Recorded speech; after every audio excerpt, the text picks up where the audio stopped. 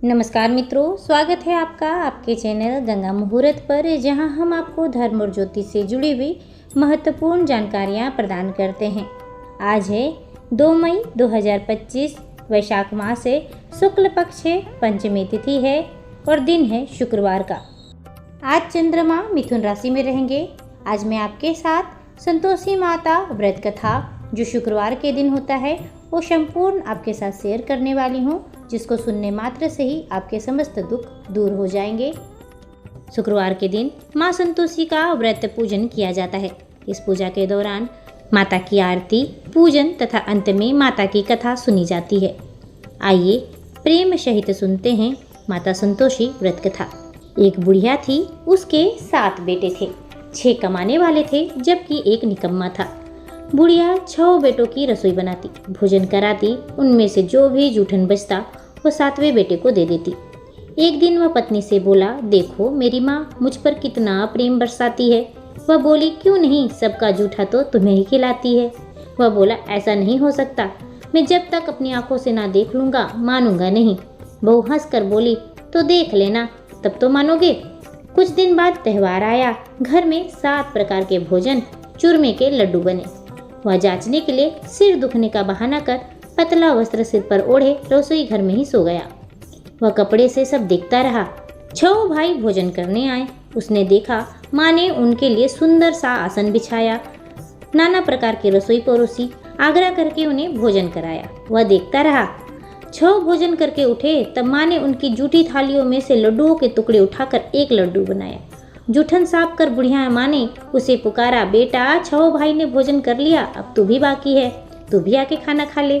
वह कहने लगा, माँ मुझे भोजन नहीं करना, मैं अब परदेश जा रहा हूँ। माँ ने कहा, कल जाता है सो आज ही चला जा। वह बोला, हाँ माँ आज ही जाऊँगा। यह कहकर वह घर से निकल गया। जब वह परदेश जाने लगा उसे अपनी पत्नी की याद आई, जो गौशाला में कंडे यानी कि उपले थाप रही थी। वह जाकर बोला, हम जावे परदेश, आवेंगे कुछ काल, तुम रहियो संतोष से धर्म अपना पाल। वह बोली, जाओ पिया आनंद से, हमारो सोच हटाए, राम भरोसे हम रहे, ईश्वर तुम्हें सहाय। 2 निशानी आपन देख धरु में धीर, सुधीमती हमारी बिसरो, राखियो मन गंभीर। वह बोला, मेरे पास तो कुछ नहीं, यह अंगूठी है सो ले लो, मैं अपनी कुछ निशानी मुझे दे दो। वह बोली, मेरे पास क्या है, यह गोबर भरा हाथ है। यह कहकर उसकी पीठ पर गोबर के हाथ की थाप मार दी। वह चल दिया। चलते चलते दूर देश पहुंचा। वहाँ एक साहूकार की दुकान थी। वहाँ जाकर कहने लगा, भाई मुझे नौकरी पर रख लो। साहूकार को जरूरत थी सो बोला, रह जा। लड़के ने पूछा, तनख्वाह क्या दोगे? साहूकार ने कहा, काम देख कर दाम मिलेंगे। साहूकार की नौकरी मिली। वह सुबह 7 बजे से 10 बजे तक नौकरी बजाने लगा। कुछ दिनों में दुकान का सारा लेन देन, हिसाब किताब, ग्राहकों को माल बेचना, सारा काम करने लगा। साहूकार के 7-8 नौकर थे, वे सभी उससे जलने लगे।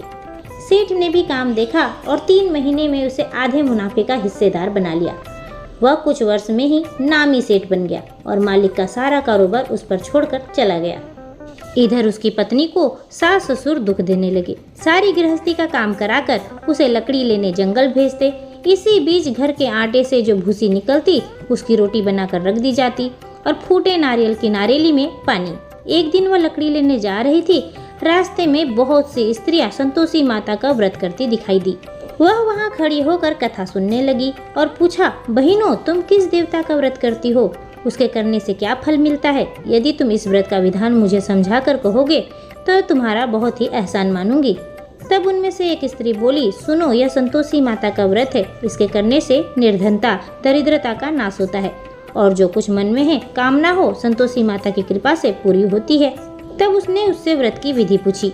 वह स्त्री बोली, 1.25 आने का गुड़ चना लेना, इच्छा हो तो 5.25 आने का ले लेना, 1.25 रुपया का सहूलियत के अनुसार लाना, बिना परेशानी व श्रद्धा व प्रेम से जितना बन पाए सवाई लेना, प्रत्येक शुक्रवार को निराहार रहकर कथा सुनना, इसके बीच क्रम टूटे नहीं, लगातार नियम पालन करना, सुनने वाला कोई ना मिले तो घी का दीपक जलाकर उसके आगे या जल के पात्र के सामने रखकर कथा कहना।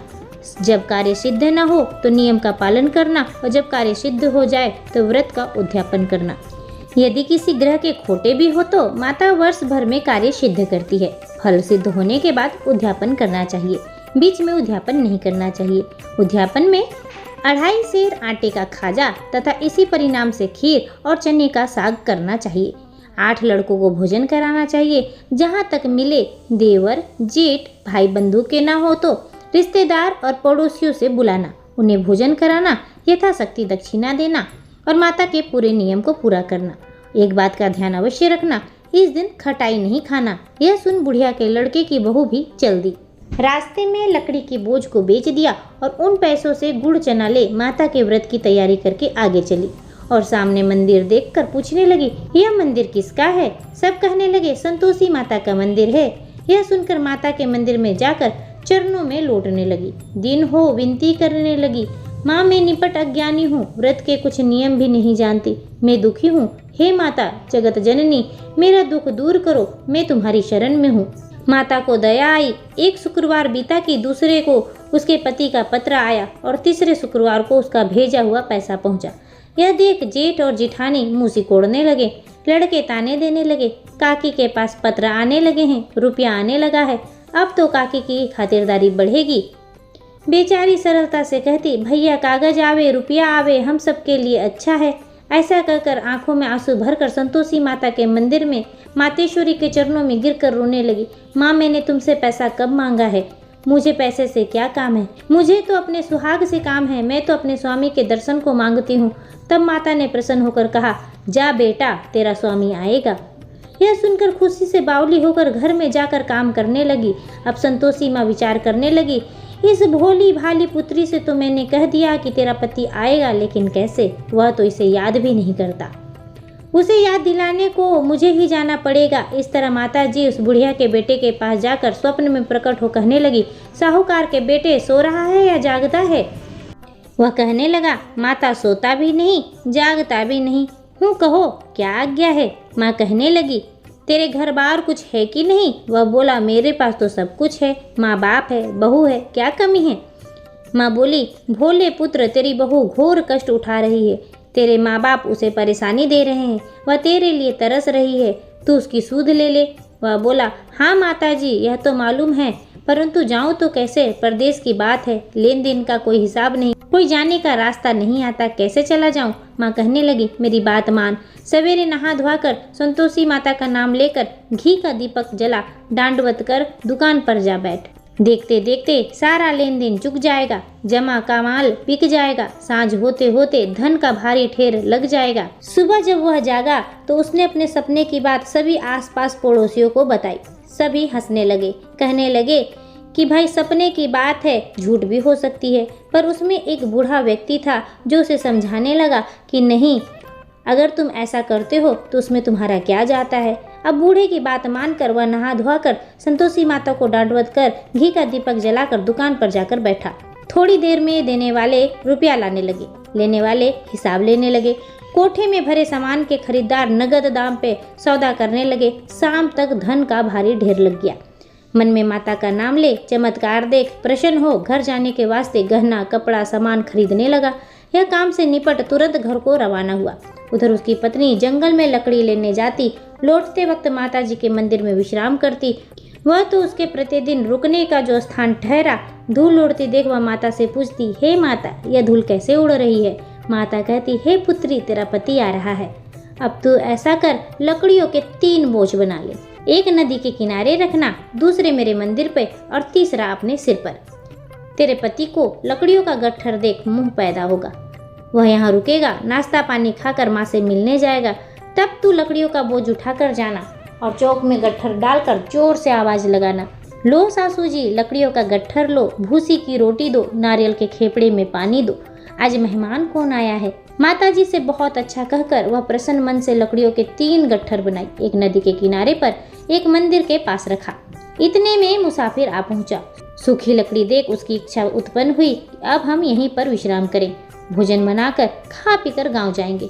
इसी तरह वह रुककर भोजन बना विश्राम करके गांव को गया। सबसे प्रेम से मिला। उसी समय सिर पर लकड़ी का गट्ठर लिए वह उतावली सी आती है, लकड़ियों का भारी बोझ आंगन में डालकर जोर से 3 बार आवाज देती है, लो सासू जी लकड़ियों का गट्ठर लो, भूसी की रोटी दो, आज मेहमान कौन आया है। यह सुनकर उसकी सास बाहर आकर अपने दिए हुए कष्टों को भुलाने हेतु कहती है, बहू ऐसा क्यों कहती है, तेरा मालिक ही तो आया है, आप बैठ, मीठा भात खा, भोजन कर, कपड़े गहने पहन। उसकी आवाज़ सुन उसका पति बाहर आता है, अंगूठी देख व्याकुल हो जाता है। माँ से पूछता है, माँ यह कौन है? माँ बोली, बेटा यह तेरी बहू है, जब से तू गया है तब से सारे गांव में भटकती फिरती है, घर का कुछ काम काज नहीं करती, 4 पहर आकर खा जाती है। वह बोला, ठीक है माँ, मैंने इसे भी देखा है और तुम्हें भी, अब दूसरे घर की ताली दो, उसमें रहूँगा।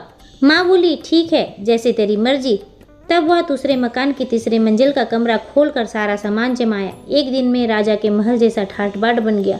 अब क्या था, बहू सुख भोगने लगी। इतने में शुक्रवार आया। उसने अपने पति से कहा, मुझे संतोषी माता के व्रत का उद्यापन करना है। पति बोला, खुशी से कर लो। वह उद्यापन की तैयारी करने लगी। जिठानी के लड़कों को भोजन करने के लिए कहने गई। उन्होंने मंजूर किया, परंतु पीछे से जिठानी ने अपने बच्चों को सिखाया, देखो भोजन के समय खटाई मांगना, जिससे उसका उद्यापन पूरा न हो सके। लड़के जीमने आए, खीर खाना पेट भर खाया, परंतु बाद में खाते ही कहने लगे, हमें खटाई दो, खीर खाना हमको भाता नहीं, देखकर अरुचि होती है। वह कहने लगी, भाई खटाई किसी को नहीं दी जाएगी, यह तो संतोषी माता का प्रसाद है। लड़के उठ खड़े हुए, बोले, पैसा लाओ। भोली बहू कुछ जानती नहीं थी, उन्हें पैसे दे दिए। लड़के उसी समय हट करके इमली खटाई ले खाने लगे। यह देखकर बहू पर माताजी ने कोप किया। राजा के दूत उसके पति को पकड़ कर ले गए। जेठ जेठानी मन माने वचन कहने लगे, लूट लूट कर धन इकट्ठा कर लाया है, अब सब मालूम पड़ जाएगा जब जेल की मार खाएगा। बहू से यह सब सहन नहीं हुआ। रोती बिलखती वह माताजी के मंदिर पहुंच गई। कहने लगी, हे माता, तुमने क्या किया? हंसाकर अब भक्तों को रुलाने लगी। माता बोली, बेटी तूने उद्यापन करके मेरा व्रत भंग किया है। वह कहने लगी, माता मैंने कुछ अपराध किया है, मैंने तो भूले से लड़कों को पैसे दिए थे, मुझे क्षमा करो, मैं फिर तुम्हारा उद्यापन करूंगी। माँ बोली, अब भूल मत करना। वह कहती है, अब वो भूल नहीं होगी माँ, अब बतलाओ वे कैसे आवेंगे। माँ बोली, जा पुत्री, तेरा पति तुझे रास्ते में आता मिलेगा। वह निकली, राह में पति आता मिला। वह पूछी, कहाँ गए थे? वह कहने लगा, इतना धन जो कमाया है, राजा ने उसका टैक्स मांगा था, वही भरने गया था। वह प्रसन्न होकर बोली, भला हुआ, अब घर को चलो। कुछ दिन बाद फिर शुक्रवार आया। वह बोली, मुझे फिर माता को उद्यापन करना है। पति ने कहा, करो। बहू फिर जेठ के लड़कों को भोजन को कहने गई। जेठानी ने 1-2 बातें सुनाई और सब लड़कों को सिखाने लगी, तुम सब लोग पहले ही खटाई मांगना। लड़के भोजन से पहले कहने लगे, हमें खीर नहीं खानी, हमारा जी बिगड़ता है, कुछ खटाई खाने को दे दो। वह बोली, खटाई किसी को नहीं मिलेगी, आना हो तो आओ, नहीं तो जाओ। वह ब्राह्मण के लड़कों को लाकर भोजन कराने लगी। यथाशक्ति दक्षिणा के जगह 1-1 फल दिया। संतोषी माता प्रसन्न हुई। माता की कृपा होते ही 9वें मास में उसको एक चंद्रमा के समान पुत्र उत्पन्न हुआ। पुत्र को पाकर प्रतिदिन माताजी के मंदिर को जाने लगी। माँ ने सोचा, यह रोज रोज मंदिर आती है, आज क्यों ना मैं इसके घर चली जाऊं। यह विचार कर माता ने भयानक रूप बनाया। गुड़ चने से सना मुख, ऊपर से सूंड के समान होठ, उस पर मक्खियां भिनभिना रही थी।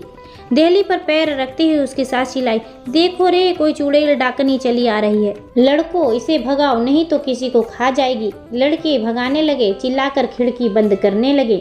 बहू रोशनदान से सब देख रही थी। प्रसन्नता से पगली बन चिल्लाने लगी, आज मेरी माताजी मेरे घर आई है। वह बच्चे को दूध पीने से हटाती है। इतने में सास का क्रोध फट पड़ा। वह बोलती है, क्यों उतावली हुई है, बच्चे को क्यों पटक दिया। इतने में माँ के प्रताप से लड़के ही लड़के नजर आने लगे। वह बोली, माँ मैं जिसका व्रत करती हूँ यह संतोषी माता है। सबने माता जी के चरण पकड़ लिए और विनती कर कहने लगे, हे माता, हम मूर्ख हैं, अज्ञानी हैं, तुम्हारे व्रत की विधि हम नहीं जानते, व्रत भंग कर हमने बड़ा अपराध किया है, जग माता आप हमारा अपराध क्षमा करो। इस प्रकार माता प्रसन्न हुई। बहू को प्रसन्न हो, जैसा फल दिया वैसे माता सबको दे दे। जो इस व्रत कथा को पढ़े या फिर सुने उसका मनोरथ पूर्ण हो। बोलो प्रेम सहित जय माँ संतोषी।